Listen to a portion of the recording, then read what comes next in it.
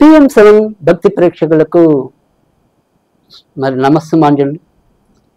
ఈరోజు మనం మీనరాశి వారి లక్షణాలు ఏంటి, మీనరాశి వారు ఎలాంటి వాటిల్లో అభివృద్ధి చెందుతారు, వీరు బలహీనత ఏంటి, బలం ఏంటి, ఇలా ఎన్నో విషయాల్ని వివరంగా తెలుసుకునే ప్రయత్నం అయితే చేద్దాం. ఈ మీనరాశిలో పూర్వభద్ర నక్షత్రాలు అయితే ఉంటాయో, అంటే మరి గురుడికి సంబంధించిన పూర్వభద్ర 4వ పాదం ఒకటే ఉంటుంది. తర్వాత ఉత్తరభద్ర 4 పాదాలు, రేవతి 4 పాదాలు కలిపితే అది మీనరాశి అవుతుంది కదా. మరి ఇప్పుడు ఈ మీనరాశి వారు ఏ ఏ రంగాల్లో అయితే రాణించగలుగుతారు, చదువుల్లో ఎలా ముందుకెళ్తారు, అసలు వీరి యొక్క మానసిక లక్షణాలు ఎలా ఉంటాయి అనేది చూస్తే కనుక వీళ్ళది ఇది మీనరాశి అనే దానికి అధిపతి గురుడు అవుతున్నాడు. తర్వాత రెండోది వచ్చేప్పటికి ఏంటంటే దీనికి మరి జలతత్వం అనేది ఉంటుంది. అంటే మీనం అంటేనే మనకి తెలుసు కదా, చేప. ఇదేంటంటే వారు సాధారణంగా ఎక్కువ శాతం అయితే కనుక చాలా తక్కువ మందితోనే వీరు ఎక్కువగా కాంటాక్ట్స్లో ఉండటం అనేది ఒకటి. తర్వాత రెండోది వచ్చేప్పటికి ఏంటంటే వారు ఎంతమంది ఎక్కువ మందితో కలిసినప్పటికీ కూడా ఒక రకమైన ఒంటరితనాన్ని ఇష్టపడటం అనేది ఒకటి. ఇది మీనరాశిలో ఉండే లక్షణం. ఎందుకంటే చేప అనేది ఎప్పుడు కూడా తన చుట్టూ ఏదైతే అక్కడ నీరు అక్కడ ఆయా పరిసరాల్లోనే అది ఎక్కువగా మరి స్వేచ్ఛగా గడపడం అనేది అయితే ఉంటుందో, అలా వీరికి కూడా ఏవైతే వాటి చుట్టుపక్కల ఉండే వాతావరణం ఎంత అనుకూలకంగా ఉంటే అంత అనుకూలకంగా వీళ్ళు విజృంభించడం అనేది అయితే ఉంటుంది. కానీ లేదంటే పరిమితులకి లోనై అదే రకంగా ఉండిపోవటం అనేది కూడా జరుగుతూ ఉంటుంది. తర్వాత రెండోది వచ్చేప్పటికి ఏంటంటే ఇందాక మనం చెప్పుకున్నాం కదా, 10 మందితో కలవడానికి పెద్దగా వీళ్ళేం భయపడరు, చాలా తేలిగ్గానే కలిసిపోవటం అనేది అయితే ఉంటుంది. కానీ ఎంత కలిసినా కానీ ఒక రకమైన అబ్బా నాకు ఇలా కాసేపు వెళ్ళి ఇంట్లో ఒంటరిగా కూర్చుంటే బాగుండు కదా, వీరికి ఒక రకమైన ఊహాత్మక ప్రపంచం అనేది ఎక్కువగా ఉంటుంది. వారికి అంటే ప్రతి ఒక్కరు మన పాత రోజుల్లో చెప్పుకునేవాళ్ళం స్వప్న సుందరి అని చెప్పి. అలా అంటే ఒక స్వప్నంలో ఎవరినో ఒకరిని కలగా పెట్టుకుని బతకటం అనేది కొన్ని ఆ స్వప్నాల్లోనే వీరు ఎక్కువగా అనుభూతి చెందటం అనేది కూడా జరుగుతూ ఉంటుంది. ఆ రకమైన కొంత బలహీనత అనేది ఈ మీనరాశి వారిలో ఉండే పరిస్థితి ఉంటుంది. కనుక అందుకని వీళ్ళకి ఏంటంటే ఎంత బాగున్నా కూడా అదొకటి కొంత ఇబ్బంది పెట్టే పరిస్థితి ఉంటుంది. తర్వాత రెండోది వీళ్ళకి కూడా కొంత ఈ వ్యక్తీకరణ అనేది పూర్తి స్థాయిలో కుదరకపోవచ్చు.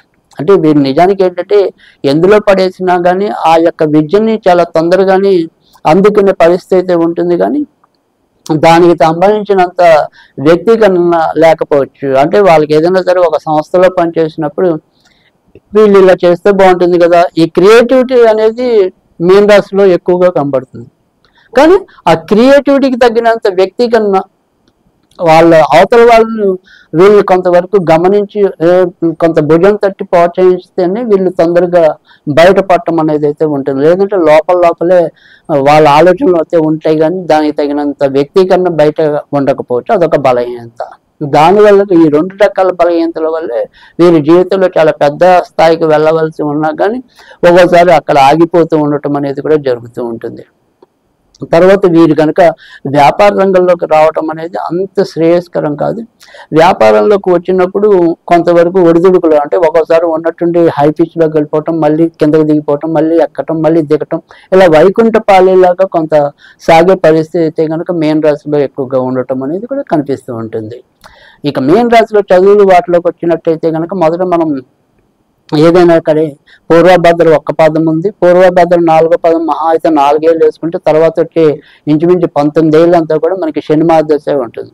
కనుక ఏదైనప్పటికీ కూడా శనికి సంబంధించిన చదువుల్లో వీళ్ళు రాణించడానికి అయితే ఉంటుంది. కనుక ఏదైనా సరే మరి మెడికల్ అయితే కనుక వీళ్ళు కూడా డెంటిస్టులు, ఎముకలు, నరాలు, కీళ్ళకి సంబంధించిన విద్యల్లో రాణించే పరిస్థితి ఉంటుంది.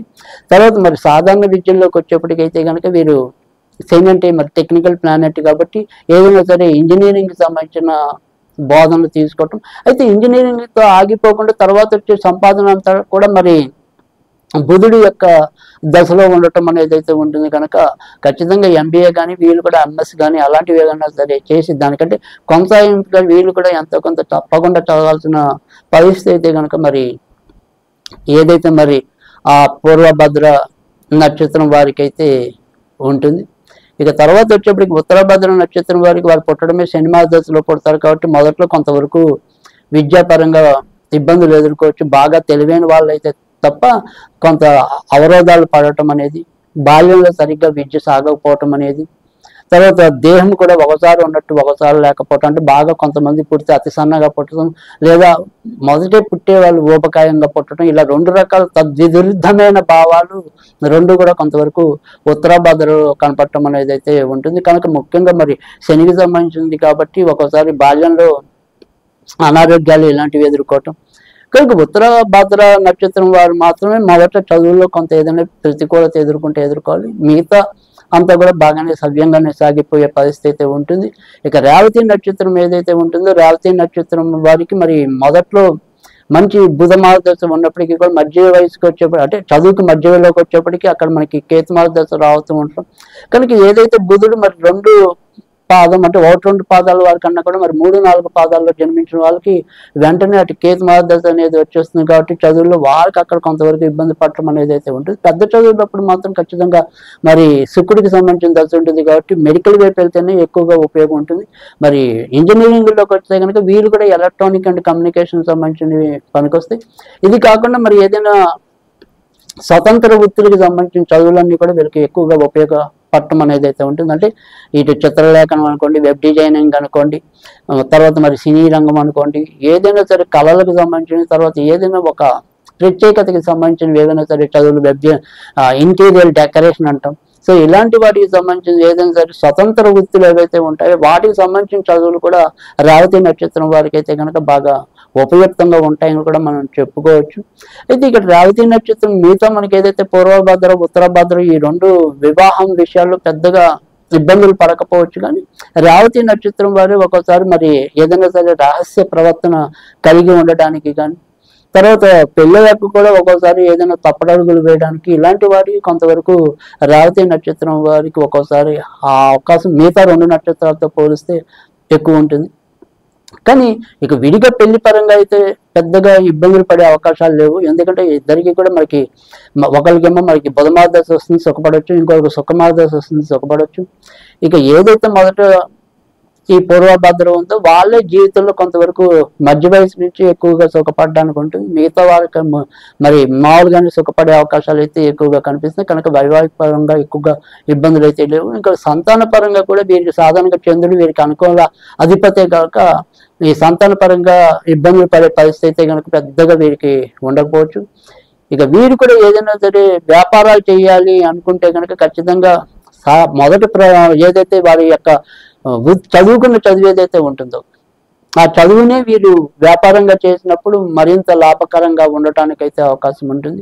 తర్వాత వీరికి కూడా ఎక్కువగా ప్రజలకి నిత్యావసరంగా ఉండేవి ఏవైతే ఉంటాయో, తిండికి సంబంధించినవి కానీ, నీటికి సంబంధించినవి కానీ, మరి పాలకు సంబంధించినవి కానీ, ఇలాంటి వాటిల్లో అయితే కనుక మరింత ఎక్కువగా వీరు బాగా రాణించడానికైతే అవకాశం ఉంటాయి. కనుక ఫుడ్కి సంబంధించినవి ఏవైనా సరే వీరికి బాగుంటాయి. తర్వాత మరి పెయింటింగ్కి సంబంధించినవన్నీ కూడా పనికొస్తాయి. ఇలాంటి వాటికి అంటే ద్రవ పదార్థాలకు సంబంధించిన వ్యాపారాలు అయితే వీరికి ఎంతో కొంత మేలు చేసేలాగా ఉండటం అనేది అయితే ఉంటుంది. వీరికి తూర్పు, ఉత్తరము, ఉత్తర ఈశాన్యము, తూర్పు ఈశాన్యము ఎక్కువగా అనుకూలించే మరి దిక్కులుగా చెప్పాల్సి ఉంటుంది. తర్వాత మరి 1, 3, 7 1, 3, 7 వీరికి సానుకూల అనుకూల సంఖ్యలుగా చెప్పవలసి ఉంటుంది. ఇక వీరు ఏదైనా సరే ఎక్కువగా దేవుణ్ణి పూజించాలి అనుకుంటే కనుక దత్తాత్రేయుని ఎక్కువగా పూజించినట్టయితే, తర్వాత ఒకవేళ దశమా విద్యల్లో ఎవరినైనా పూజిద్దాము అనుకుంటే కనుక బగలాముఖిని పూజించినట్టయితే కనుక మంచి ఫలితాలు రావటం అనేది అయితే ఉంటుంది. కనుక ఈ రకంగా చేసుకున్నట్టయితే కనుక మేన రాశి వారికి ఎక్కువగా బాగుండటం అనేది కూడా జరుగుతుంది.